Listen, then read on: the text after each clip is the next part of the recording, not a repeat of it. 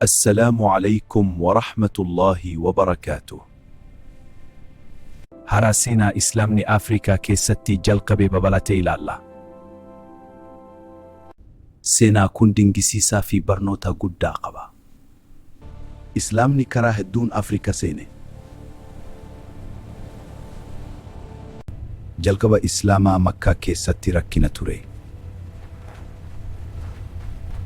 Musliimoonni nageenya barbaacha ba'an. Gara Habashaa Hijraa godhan. Musliimoonni rakkina jalaa gara Habashaa Hijraa godhan Najjaashiin simate. Assalaamu alaykum. Nuuruddin isin simate. Nageenyi isaanii eegame. Kun jalqaba Islaamaa Afrikaa keessatti ture. Booda Kaaba Afrikaatti babal'ate. Kaaba Afrikaatti Islaamni saffisaan babal'ate, barnoonni guddate. Misir keessatti barnoonni guddate. Morokkoon Islaama fudhate. Tuniziyaan Islaamaa jabeesse. Aljeeriyaanis Islaama fudhate. Barnoota Islaamaa guddisan. Saayinsii fi aadaan dagaage. Islaamni naannoo sana jabeesse. Daldaltoonni Saharaa ji'an. Islaamumaas waliin geessan. Mootummaan maalii beekamaa ture.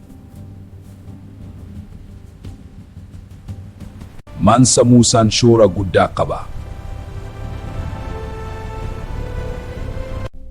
Timbuktu barnoota guddaa ta'e. Barnoonni Islaamaa babal'ate. Hawaasni Islaama fudhate. Islaamni naannoo sana dagaage. Bahaa Afrikaatti daldalli guddaa ture.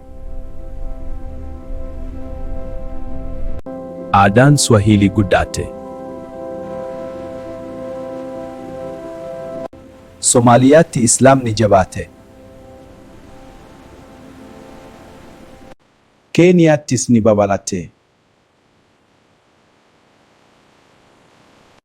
Tanzaaniyaa keessattis dagaage.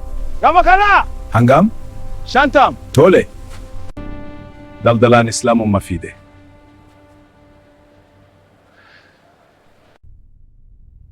Bahaa Afrikaatti jabaate. Oromoon karaa daldalaan Islaamummaa argatan. Lallabaan babal'ise. Harar giddugalaa Islaamaa ta'e. Aadaan Islaamaa dagaage. Galatuma waan dhaggeeffattaniif.